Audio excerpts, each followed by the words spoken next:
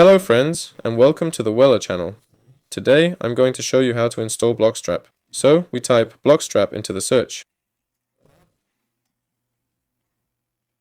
Go in there or just click download. I click the button and then we click download. We click download and open the .exe file.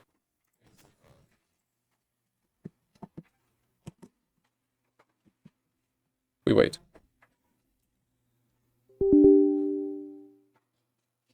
Okay, just a moment. Right. We choose a language. Click OK. Click next, choose where we want to install it. I'm closing all of this. I don't need any of that.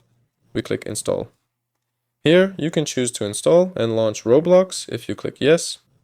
And we wait. Well, that's pretty much it. You can go ahead and play now. That's all for this. Weller here. Please like and subscribe to the channel. Wishing everyone a good life. Good luck to everyone. Goodbye everyone.